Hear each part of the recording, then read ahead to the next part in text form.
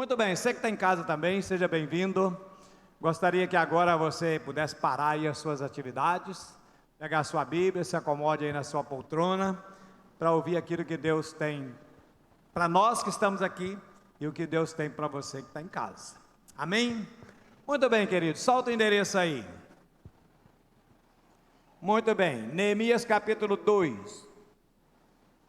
Nós vamos começar a ler no verso 11 e vamos até o verso 18. Neemias. Depois você não fecha a sua Bíblia, tá bom? Podemos ler? Amém para todo mundo? Amém. Muito bem, Neemias capítulo 2, começando no verso 11, diz assim: Cheguei a Jerusalém, onde estive 3 dias. Então à noite me levantei, e uns poucos homens comigo. Não declarei a ninguém o que o meu Deus me pusera no coração por eu fazer em Jerusalém. Não havia comigo animal algum, senão o que eu montava. De noite saí pela porta do vale para o lado da fonte do dragão e para a porta do monturo e contemplei os muros de Jerusalém que estavam assolados, cujas portas tinham sido consumidas pelo fogo. Passei à porta da fonte e ao açude do rei, mas não havia lugar por onde passasse o animal que eu estava montado. Subi à noite pelo ribeiro e contemplei ainda os muros. Voltei, entrei pela porta do vale e tornei para casa.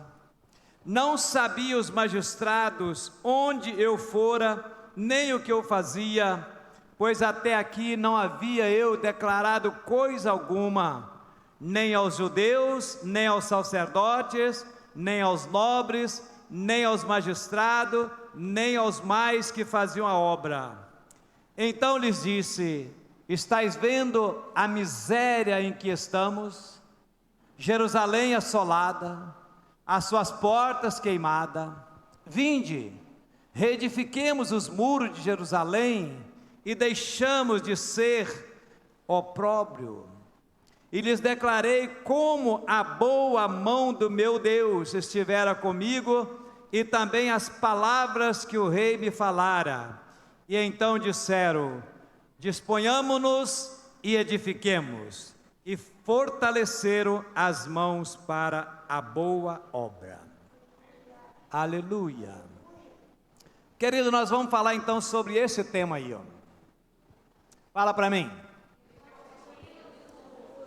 Reconstruindo os muros. Neemias é uma dessas pessoas cuja vida nos traz, as suas atitudes, a sua vida, traz para nós muitas, mas muitas e profundas lições. Mas para que nós possamos entender o que está escrito aqui, que acabamos de ler, nós vamos precisar voltar um pouquinho atrás. Vamos voltar aí no capítulo 1. Diz assim no capítulo 1, começando no verso 1: As palavras de Neemias, filho de Acalias, no mês de Quisleu, no ano 20º, estando eu na cidadela de Suzã, veio Hanani, um de meus irmãos, com alguns de Judá. Então lhes perguntei pelos judeus que escaparam e que não foram levados para o exílio acerca de Jerusalém. E eles me disseram: os restantes que não foram levados para o exílio e se acham lá na província estão em grande miséria e desprezo. Os muros da cidade de Jerusalém estão derrubados, as suas portas queimadas. Tendo eu ouvido essas palavras, assentei-me e chorei e lamentei por alguns dias e estive jejuando e orando perante o Deus dos céus. Volta ao capítulo 2, por favor. Começando no verso 1. No mês de Nisã, no ano 20º do rei Artaxerxes, uma vez posto o vinho diante dele, eu tomei para oferecer e lhe dei. Ora, eu nunca antes estivera triste diante dele. O rei então me disse: por que está triste o teu rosto, se não estás doente? Tem de ser tristeza do coração, Então eu temi sobremaneira e lhe respondi: viva o rei para sempre. Como eu não estaria triste o meu rosto se a cidade onde estão os sepulcros de meus pais está assolada e tem as portas consumidas pelo fogo? E disse-me o rei: que me pedes agora? Então orei ao Deus do céu e disse ao rei: se é do agrado do rei, e se o teu servo ache mercê em tua presença, peço-te que me envies ajudar a cidade do sepulcro dos meus pais, para que eu a reedifique. Então o rei, estando a rainha sentada junto dele, me disse: quanto durará a tua ausência? Quando voltará? E aprove ao rei enviar-me, e marquei um certo prazo. E ainda disse ao rei: se ao rei parece bem, deixe-me cartas para os governadores da além do Eufrates, para que me permitam passar e entrar em Judá. E como também carta para Asaf, guarda das matas do rei, para que me dê madeira para as vigas das portas da cidadela do templo, para os muros da cidade, para a casa em que deveria alojar-me. E o rei mas deu, porque a boa mão do meu Deus era comigo. Aleluia. Queridos, então, conforme a narrativa, entre 605 e 486 anos antes de Cristo, Jerusalém havia sido invadida e destruída pelo exército babilônico. E a maior parte do povo então foi para o exílio na Babilônia.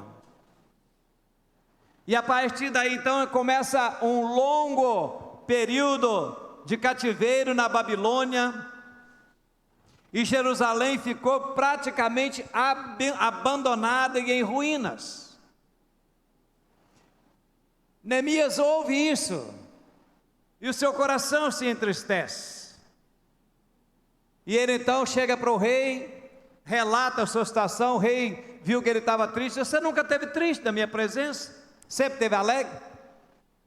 E o rei falou: olha, isso aí não é doença não, isso é alguma coisa do seu coração. O que está havendo? E ele explicou.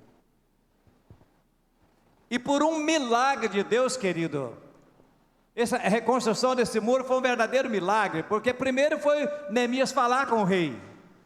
Ele não podia falar isso com o rei. Segundo, o rei autoriza ele ir. O rei ainda diz mais, o rei ainda deu madeira, deu carta, para que ele tivesse carta branca para ir, ficar o período que ele quisesse. E nós vamos ver depois, talvez não hoje, mas vamos voltar a falar nesse assunto, que reedificaram os muros da cidade em 52 dias, isso é milagre. Você vai fazer um muro aí do seu terreno, aí você gasta quase um mês, e olha que está tudo prontinho, não tem que lavar a pedra, aquele negócio todo, como era naquela época. Mas você observou em algumas oportunidades que Neemias declarava que a boa mão do Senhor estava sobre mim. Aleluia. Então, no início do ano 445 a.C., após Neemias conseguir autorização, Neemias então partiu. Trocou o luxo e a segurança do palácio pelas ruínas e por toda espécie de perigo que ele enfrentou. Fica aqui uma boa leitura para você, viu? Para dever de casa. O dia que você fala assim, não tenho que ler a palavra, estou sem ideia do que eu vou ler. Leia o livro de Neemias. Trocou a honra e a tranquilidade que ele tinha no palácio pelo ridículo e pelo trabalho árduo. Você vai ver isso também quando você lê. Sabe, querido, isso acontece com muitos servos de Deus. Muitos trocam às vezes uma carreira brilhante, uma carreira rentável, para ir muitas vezes aos campos missionários. Muitos trocam um bom emprego para também abraçar o ministério. E por causa disso, muitas vezes chegam a passar dificuldade, muitas vezes são humilhados, sofrem injustiça, sofrem perseguições. Você ouve sempre relatos a esse respeito.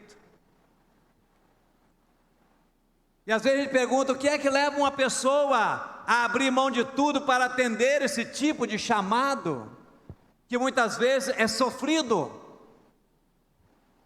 Querido, pelo menos 3 coisas. A primeira é a confiança daqueles que aceitam o chamado, daqueles que vão, a confiança que eles têm no Deus que os convida para esse ministério.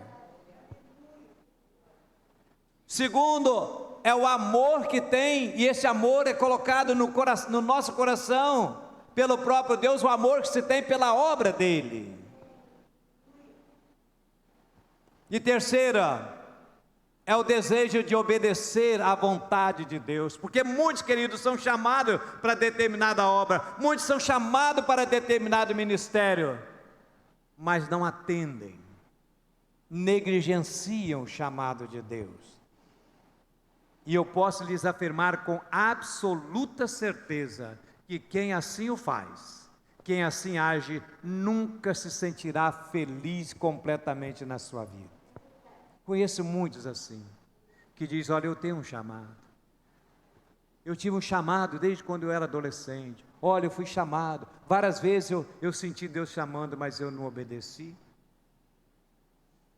E querido, por maiores dificuldades, por mais problemas que você passe na obra, mas não existe nada mais confortador do que você saber que você está no centro da vontade de Deus. Aleluia. Muito bem, então Neemias foi para realizar essa obra da reedificação dos muros de Jerusalém. E devemos ressaltar, querido, que ele não fez nada sozinho, ninguém faz. Nenhum líder faz nada sozinho. Primeiro, conforme ele mesmo relata, ele contou com a ajuda divina. Ele diz, a boa mão do Senhor estava sempre sobre mim, estava comigo. E a segunda, ele contou também com a ajuda do povo. E aqui há uma lição maravilhosa para nós, que quando o líder tem a ajuda do seu povo e vice-versa, a obra do Senhor anda. Aleluia. Mas pode ser que fique uma pergunta no ar: por que os muros estavam, como ele falou, derribado, caído, era apenas entulho, um monte de entulho? Por que aqueles muros estavam todos e as portas todas queimadas? E é claro que a resposta é: os inimigos a derrubaram. E por que derrubaram?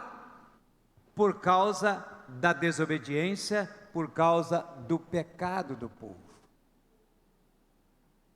Mas como aconteceu isso? Não era Jerusalém, a Jerusalém, a cidade santa, sim?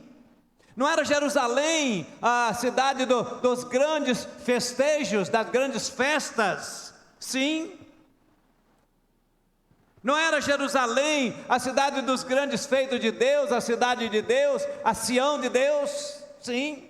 Não era lá que ficava o majestoso templo, orgulho dos judeus? Sim, só que o povo esqueceu de tudo isso e com a sua desobediência, com a sua rebeldia, com a sua idolatria, levou Deus a permitir que isso acontecesse.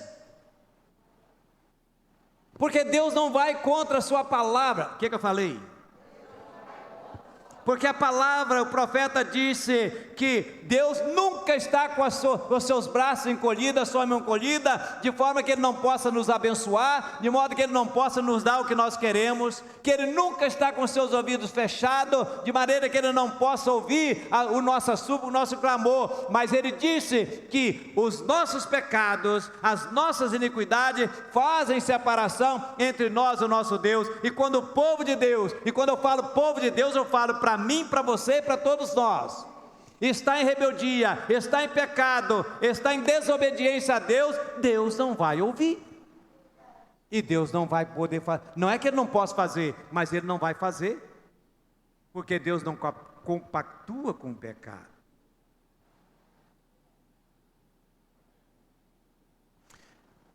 Pois bem, Neemias começa então a reconstrução dos muros. Como nós moramos hoje em cidades modernas, querido, nós não temos a noção da importância dos muros como eram nas cidades antigas.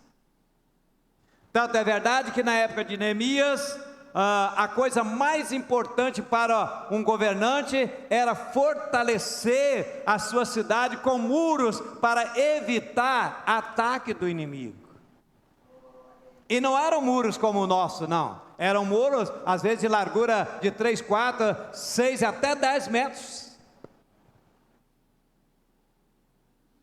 Então uma cidade murada era capaz de evitar, era possível se defender com o ataque dos inimigos. Os muros também eram sinal de segurança. As pessoas que ficavam dentro da cidade com aquelas largas muralhas e altas muralhas se sentiam seguras. Além disso, os muros também demarcavam os limites e as fronteiras com outras cidades, com outros territórios. E agora Jerusalém, naquela situação, Neemias lá no verso 17, ele vai dizer que era opróbrio. Opróbrio significa vergonha. Diz, olha, é uma vergonha. Nós não podemos aceitar, chamou as pessoas liderantes, nós não podemos aceitar isso é uma vergonha para nós, como povo de Deus. Eles eram o povo de Deus. E aquilo era uma vergonha. E aí eu quero fazer uma pausa aqui, para que a gente possa ver quais as lições que nós podemos tirar desse episódio. Querida, a primeira coisa é que a igreja de Deus, a igreja que somos eu e você, não pode servir de escândalo, de escárnio e de zombaria. Não. Porque o próprio Senhor Jesus diz assim: ser-me-eis testemunha. Começando por Jerusalém, Samaria, Judéia e até os confins da terra, ou seja, até nós. Porque o próprio Senhor Jesus disse que nós somos o sal dessa terra. E ele complementa dizendo, a partir do momento que o sal se torna insípido, ou seja, que ele não salga mais, a única coisa que ele presta é para ser pisado e jogado fora. A segunda coisa é que a igreja também precisa estar rodeada de muros fortes, de muros altos, para evitar que o inimigo possa invadi-la. Mas que muro, pastor? Você já entendeu que eu não estou falando de bloco, não estou falando de tijolos, não estou falando de pedra, eu estou falando de muros espirituais, de muros de santidade, para que possa impedir que o inimigo possa entrar na nossa vida e na vida da igreja.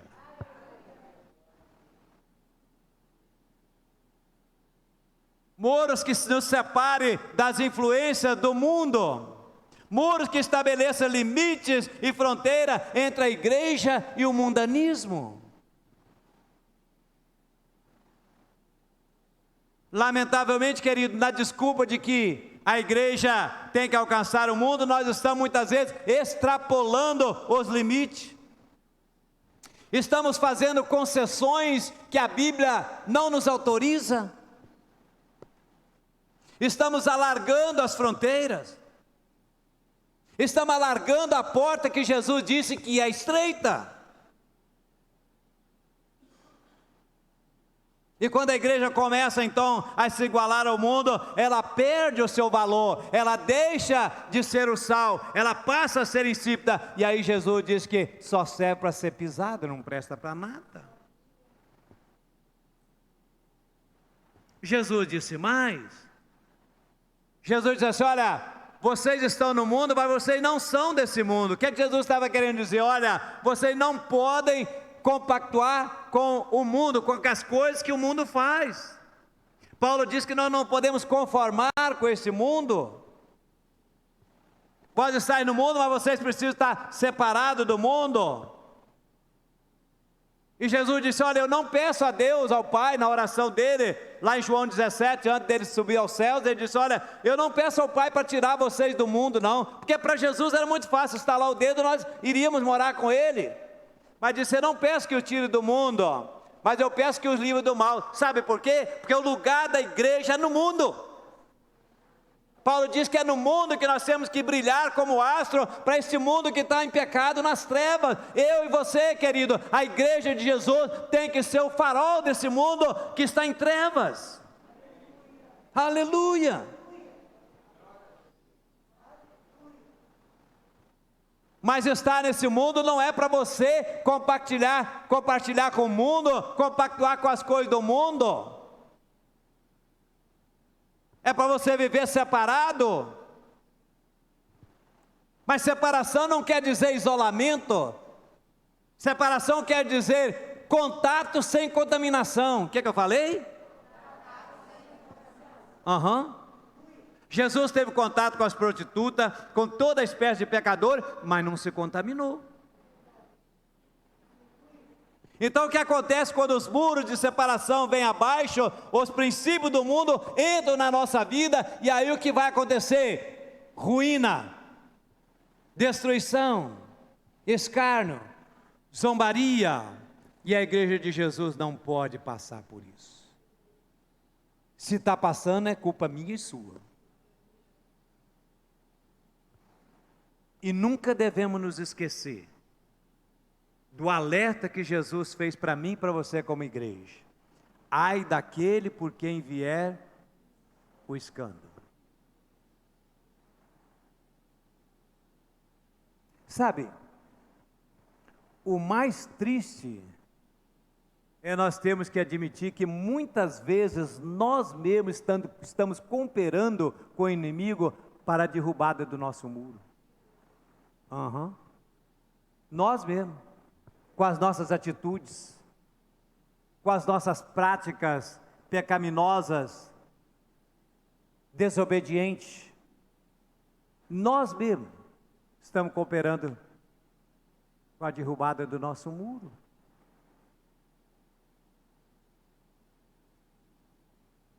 Quantos que nós vemos, está nitidamente, você observa as atitudes daquela pessoa, você as vê demolindo o próprio muro espiritual da vida delas.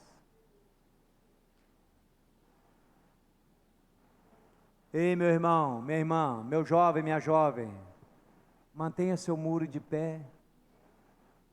Faça tudo para que o seu muro permaneça de pé forte.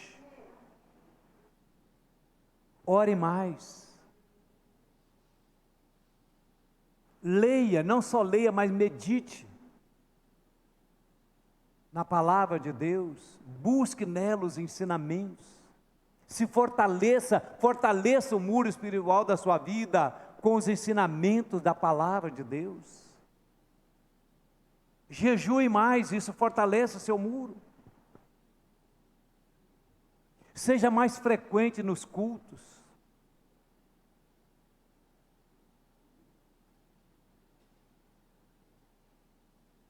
Fuja do mundanismo. Não se afaste de Deus.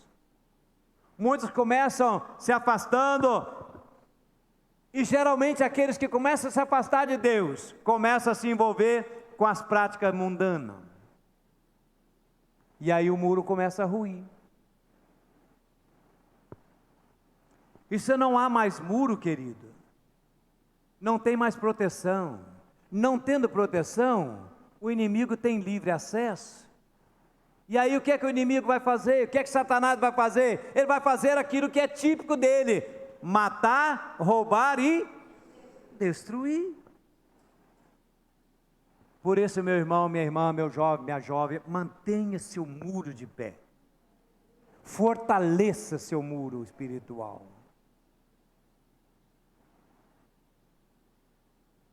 Porque quando os muros caem, o pecado deixa de ser uma afronta a Deus e passa a ser algo normal, corriqueiro na vida da pessoa.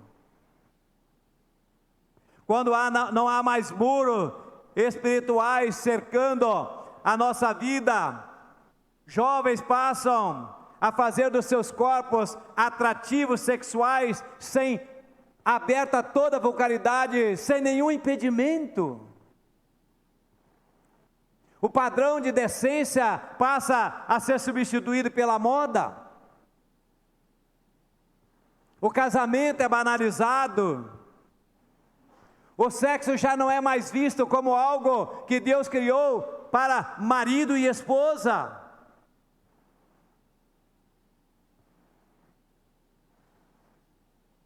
Querido, quando eu falo de muro de proteção, eu me refiro a viver uma vida de santidade, uma vida de santificação. O que vai proteger você do ataque do inimigo, que vai manter seu muro de pé, querido, é uma vida de santificação. Porque é isso que a palavra de Deus recomenda para mim e para você. Paulo vai dizer para os Tessalonicenses, lá no capítulo 4, verso 3, dizendo que esta é a vontade de Deus. Vontade de quem? Essa é a vontade de Deus, a vossa santificação.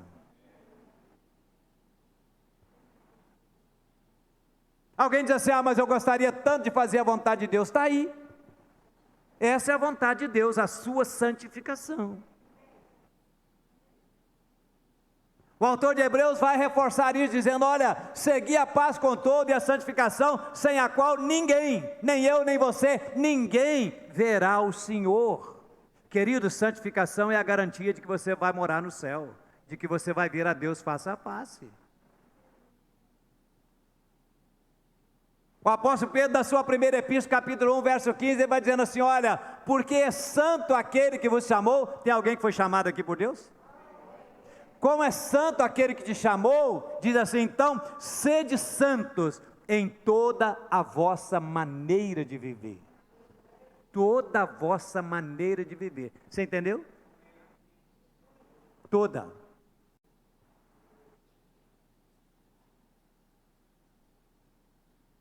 Paulo diz assim, quer comais, quer bebais, ou quer façais qualquer outra coisa, fazei tudo para a glória de Deus. Quer comais, quer bebais, quer namorais, quer negociais, quer passeais, quer fazer qualquer outra coisa, fazei tudo para a glória de Deus.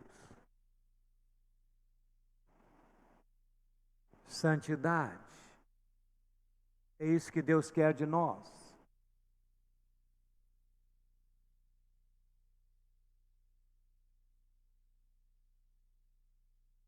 Mas eu pergunto, querido, que santidade é essa que leva um crente a ser maledicente?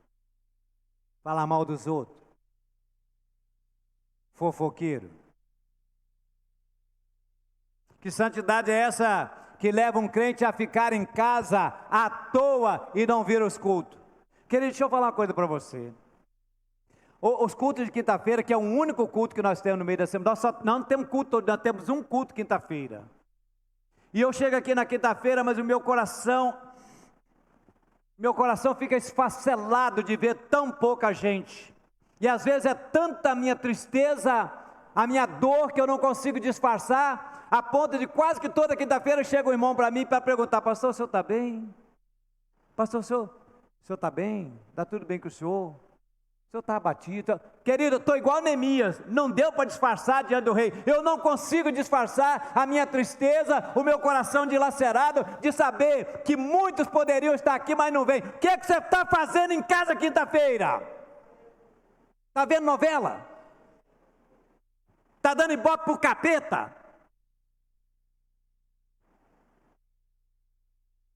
Eu sei que você trabalha, que às vezes você está cansado. Querido, mas se alguém chegar lá, bater na sua porta, chamar para ir para o shopping ou ir para outro lugar, eu duvido que você vai ter cansaço. Outros inventam atividade na quinta-feira. Pelo amor de Deus, você tem segunda, terça, quarta, sexta e sábado. Tem uns que marca treino, marca academia, marca não sei o quê, marca passeio e um monte. Exatamente na quinta-feira. Parece que já marcam de propósito, que é para não vir para a igreja na quinta-feira. Você devia ter atitude de cristão e dizer assim, olha, vamos fazer, tudo bem, menos quinta.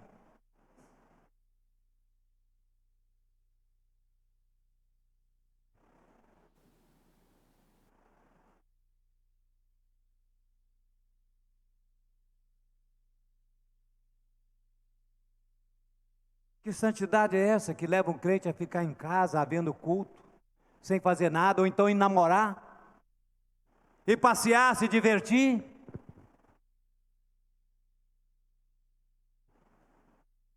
Eu fico imaginando, querido, se eu sentado ali quase desmaio de tanta dor, de tanta tristeza, coração dilacerado, eu que sou simples, mortal e pastor, imagine o Deus que te salvou, o Jesus que foi naquela cruz derramar o sangue, o Pai que tem alimentado e sustentado você, imagine se Ele vai estar feliz com a sua atitude. É claro que eu sei que alguns não podem, mas você pode, e o seu Deus merece um pouco de sacrifício para você vir, ainda que você vinha direto do trabalho.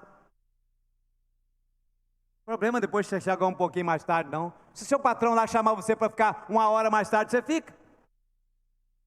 Por que você não vem direto? Chega um pouquinho 1 hora, garanto que a sua esposa não vai ficar zangada se você chegar lá.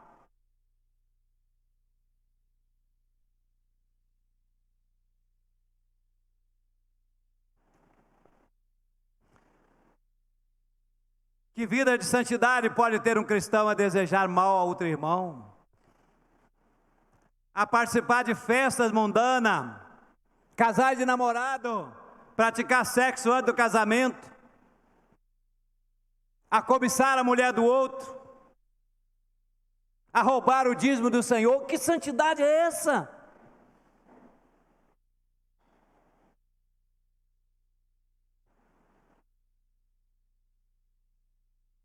Sabe por que essas coisas acontecem? Porque o muro já caiu, ou está ruído. E aí o inimigo aproveita. Porque o que é que Pedro fala lá na sua primeira carta, capítulo 5, verso 8? Que o diabo ele está sempre aonde? Bramando como um leão. Ele está só procurando uma brecha para entrar, querido. Se você vai abrir a brecha, ele vai entrar. Ora, você tem um terreno aí, está murado, caiu o muro, abriu um buraco, vai entrar cachorro, gato, pessoal vão jogar lixo e um monte de coisa. Isso acontece com a nossa vida espiritual. Se o seu muro espiritual, de proteção espiritual, o seu muro, cuja vida é uma vida de santidade, tiver ruído, querido, tudo enquanto é coisa que não presta, o inimigo vai jogar lá dentro. É lógico. E o que fazer diante desse quadro? O que Neemias fez. Neemias disse: vamos reedificar os muros. Ei, querido, vamos reedificar os muros de proteção da nossa vida. Como é que está o muro de proteção espiritual da sua vida? Está caído? Vamos reerguer esse muro, querido. Vamos reerguer. Está com rachaduras? Vamos consertar. Está sujo? Você já viu que coisa horrível é um muro sujo? E aqueles muros pichados? Um monte de coisa escrita lá, tem um negócio que a gente nem entende nada, só entende os pichadores mesmo. Mas sabe,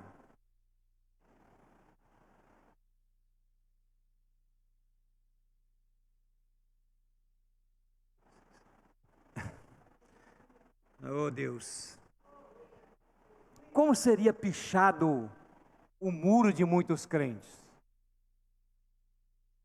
Será que o grafiteiro ia pegar e ia pichar? Sem vergonha? Caloteiro? Adúltero?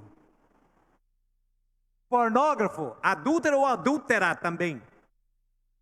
Sem vergonha ele, sem vergonha ela. Mentiroso ou mentirosa. Fofoqueiro. Será que é isso?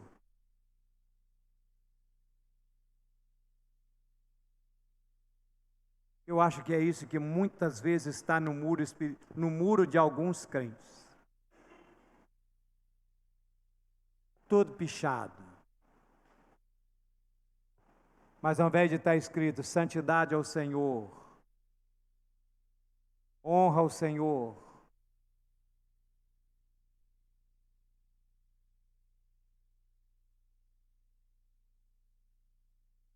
Como é que está a sua vida, querido? Está em ruínas? Você que está me ouvindo em casa, você que vai me ouvir futuramente. Sua vida está parecendo um monte de entulho. Você olha assim, parece que está tudo errado, um monte de entulho. Eu quero convidar você nessa noite, então, a não cruzar os seus braços, a não entregar os pontos, a não se conformar com essa situação. Deus te convida a restaurar os muros da sua vida, querido. Juntar os pedaços, juntar os cacos, fazer uma faxina. Você não pode continuar assim. Porque se você continuar assim, você vai ser presa fácil para o inimigo. Porque se você continuar assim, você nunca será uma pessoa feliz. Porque se você continuar assim, você nunca vai ao céu. E Deus não planejou esse tipo de vida para você. A Bíblia diz, o profeta diz que Deus só tem para nós pensamentos de bem. A Bíblia diz que eu e você fomos criados para comer e viver o melhor dessa terra. Como é que você deixou a sua vida chegar a esse ponto? Mas ainda há tempo de reconstruir os muros.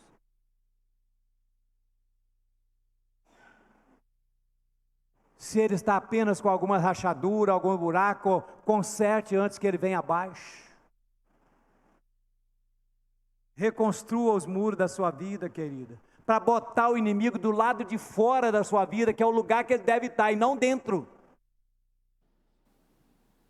Você tem que botar o inimigo para o lado de fora e dizer para ele: olha, o seu lugar é do lado de fora da minha vida. Na minha vida não tem espaço para você, porque na minha vida só tem lugar para uma pessoa, Jesus Cristo, o Senhor e Salvador da minha vida. Aleluia, aleluia. Você pode ficar em pé? Que o Espírito de Deus possa completar no seu coração essa palavra. Mantenha seu muro de pé. Fala isso para o seu irmão, mantenha seu muro de pé. Não deixe que o inimigo venha derrubar seu muro não, querido. Não permita sujeira no seu muro. Não permita rachaduras. Busque o Senhor. Seja mais fiel a Deus. Conserte a sua vida com Deus. E os seus muros serão fortalecidos. Amém? Pai, em nome de Jesus, nós te agradecemos, ó Pai, por esses momentos agradáveis que aqui passamos, Senhor. Deus, nós podemos te adorar através dos cânticos, ó Pai. Te louvar, ó Deus, te bendizer. Podemos ouvir a tua palavra, Senhor. Deus querido, nós clamamos para que o Senhor nos abençoe, dando-nos uma noite abençoada, que o Senhor nos dê uma semana de bênção, Pai, que o Senhor nos leve de volta aos nossos lares, ó Pai, que a boa mão do Senhor esteja sobre nós a cada momento da nossa vida, Pai, que a graça salvadora do Teu Filho, o Teu amor incomensurável, a comunhão, a consolação do Teu santo e poderoso Espírito seja conosco, irmãos, seja com todo o povo de Deus espalhado na face da terra, hoje e para todos sempre. Amém, amém e amém. Não esqueça.